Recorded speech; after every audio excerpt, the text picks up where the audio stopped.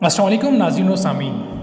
ناظرین کرام، قومی لوط جنہوں نے ایک ایسی گناہ کبیرہ کا ارتکاب کیا جو ان سے پہلے دنیا میں کسی اور قوم نے تصور بھی نہیں کیا تھا، ایک بدفعلی جس کی مثال تاریخ کے اوراق میں نہیں ملتی۔ اس قوم نے کون سا گناہ کبیرہ کیا اور ان کا انجام کیا ہوا؟ واقعے کی تفصیل میں جاننے سے پہلے آپ سے گزارش ہے کہ اگر آپ ہمارے اس قافلہ تحقیق و جستجو میں نئے ہیں تو ویڈیو کو لائک کر کے چینل کو سبسکرائب ضرور کیجیے گا۔ ناظرین کرام، حضرت لوط علیہ السلام اللہ کے نبی تھے۔ آپ کے والد کا نام ہاران تھا۔ آپ کی پیدائش عراق کے قدیم شہر اور میں ہوئی تھی۔ اس شہر میں حضرت ابراہیم علیہ السلام کا مسکن تھا۔ دراصل لوط علیہ السلام کے والد ہاران حضرت ابراہیم علیہ السلام کے سگے بھائی تھے، یعنی حضرت لوط علیہ السلام حضرت ابراہیم علیہ السلام کے بھتیجے تھے۔ چونکہ حضرت لوط علیہ السلام کے والد ان کے بچپن میں ہی دنیائے فانی سے رخصت ہو چکے تھے، حضرت ابراہیم علیہ السلام نے حضرت لوط علیہ السلام کی بیٹی کی طرح پرورش کی۔ آپ حضرت ابراہیم علیہ السلام پر سب سے پہلے ایمان لانے والوں میں سے تھے۔ آپ علیہ السلام حضرت ابراہیم علیہ السلام کے زمانے میں اہل سدوم کی رہنمائی کے لیے مبعوث فرمائے گئے تھے۔ حضرت لوط علیہ السلام کے بہت سارے معجزات تھے، جیسا کہ آپ جس وقت بارش کے لیے دعا کرتے تو آسمان پر گہرے بادل امڈ آتے اور خوب بران رحمت ہوتی۔ حضرت لوط علیہ السلام جس پتھر پر سر رکھے سوتے، اس پتھر پر آپ علیہ السلام کے سر مبارک کا نشان بن جاتا۔ سدوم وہ علاقہ تھا جہاں لوط علیہ السلام مبعوث فرمائے گئے تھے۔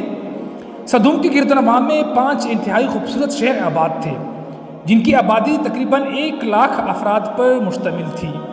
یہ علاقے بہت ہی سرسبز، شاداب اور قدرت کی خوبصورتی کا حسین شاہکار تھے۔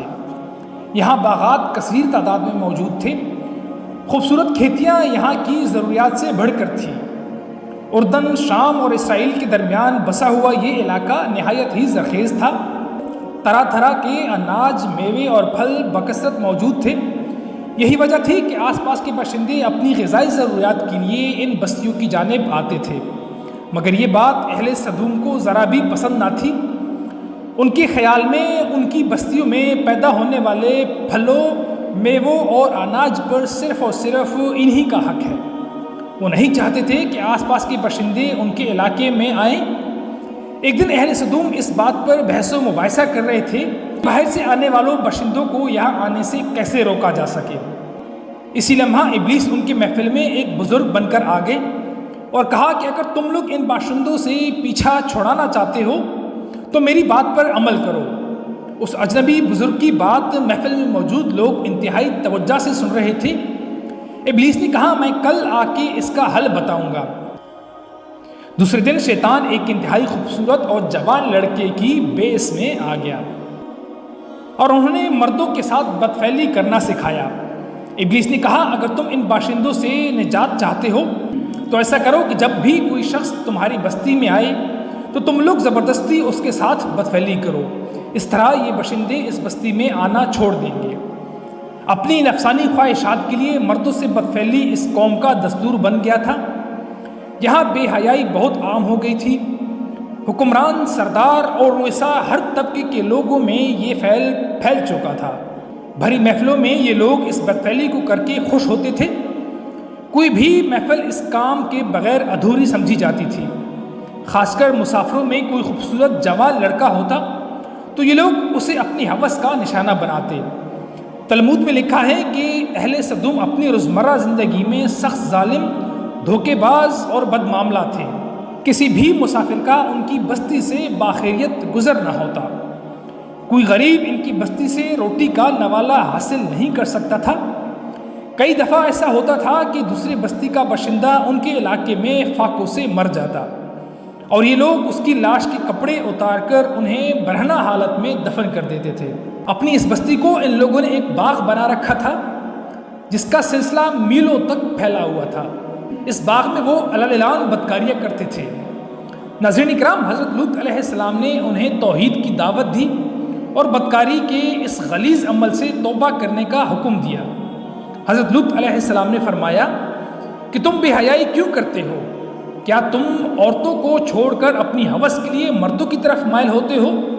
حقیقت یہ ہے کہ تم انتہائی احمق لوگ ہو۔ حضرت لوط علیہ السلام اہل سدوم کو دن رات نصیحت کرتے، لیکن قوم پر ان کی نصیحتوں کا ذرا بھی اثر نہ ہوا، بلکہ وہ بہت فخر سے یہ بدفعلی کرتے تھے۔ انہیں حضرت لوط علیہ السلام کا سمجھانا ناگوار گزرتا تھا، لہٰذا ان لوگوں نے صاف کہہ دیا کہ اگر تم اسی طرح ہمیں برا کہتے رہے ہو اور ہمارے کاموں میں مداخلت کرتے رہے تو ہم تمہیں اپنی بستی سے نکال دیں گے۔ حضرت لوط علیہ السلام نے نصیحت و تبلیغ کا سلسلہ جاری رکھا، یہاں تک کہ ایک دن اہل سدوم نے خود ہی عذاب الہی کا مطالبہ کر دیا۔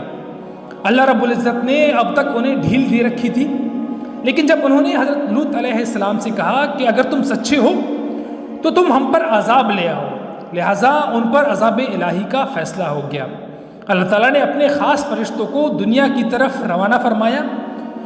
یہ فرشتے حضرت جبرائیل علیہ السلام، حضرت اسرافیل علیہ السلام اور حضرت میکائیل علیہ السلام تھے۔ پھر یہ فرشتے حضرت لوط علیہ السلام کے گھر تشریف لے آئے۔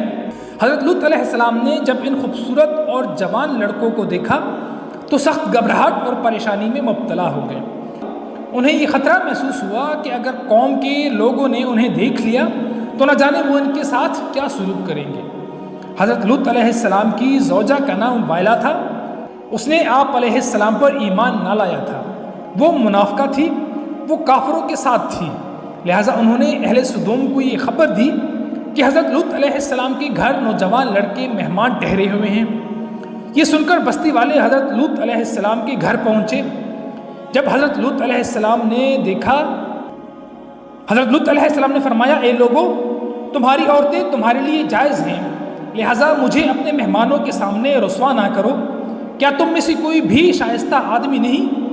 حضرت لوط علیہ السلام کی بات سن کر یہ لوگ کہنے لگے کہ تم بخوبی واقف ہو کہ ہمیں تمہاری بیٹیوں سے کوئی حاجت نہیں اور ہماری اصل چاہت سے تم خوب واقف ہو۔ قوم لوط کے اس جواب سے اندازہ لگانا مشکل نہیں کہ وہ فعل بد میں کس حد تک مبتلا ہو چکے تھے۔ جب یہ قوم حضرت لوط علیہ السلام کے گھر کی طرف دوڑتی ہوئی آئی تو حضرت لوط علیہ السلام نے گھر کے دروازے بند کر دیے اور ان نوجوانوں کو ایک کمرے میں چھپا دیا۔ ان بدکار لوگوں نے آپ کے گھر کا گھیراؤ کیا ہوا تھا اور ان میں سے کچھ گھر کی دیواریں پلانگنے کی کوشش کر رہے تھے۔ حضرت لوط علیہ السلام مہمانوں کی عزت کی غرض سے بہت گھبرائے ہوئے تھے۔ فرشتے یہ سب دیکھ رہے تھے۔ جب انہوں نے آپ علیہ السلام کی بے بسی اور پریشانی کا یہ عالم دیکھا تو حقیقت سے پردہ اٹھاتے ہوئے فرمایا، اے لوط، ہم تمہارے رب کے بھیجے ہوئے فرشتے ہیں، یہ لوگ ہرگز تم تک نہیں پہنچ سکیں گے، ابھی کچھ رات باقی ہے، تو اپنے گھر والوں کو لے کر چل دو اور کوئی بھی پیچھے مڑ کر نہ دیکھے۔ اہل سدوم آپ علیہ السلام کے گھر کا دروازہ توڑنے پر بضد تھے، لہذا حضرت جبرائیل علیہ السلام نے گھر سے باہر نکل کر اپنے پر کا ایک کونا انہیں مارا، جس سے ان سب کی بصارت زائل ہو گئی ہے۔ یہ عذاب ان لوگوں کو پہنچا جو حضرت لوط علیہ السلام کے پاس بدنیتی سے آئے تھے۔ حضرت لوط علیہ السلام حقیقت حال جان کر مطمئن ہو گئے اور اپنے گھر والوں کے ساتھ رات کو ہی نکل گئے۔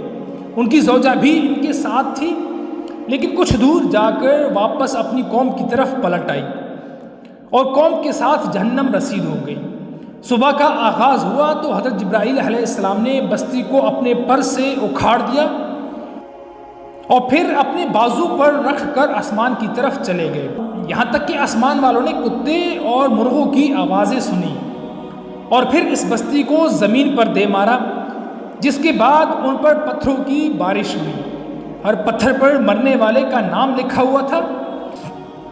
جب یہ پتھر ان کو لگتے تو ان کے سر ٹکڑے ٹکڑے ہو جاتے۔ آغاز صبح سے شروع ہونے والا یہ عذاب الہی اشراق کے وقت تک بستی کو نیست و نابود کر چکا تھا۔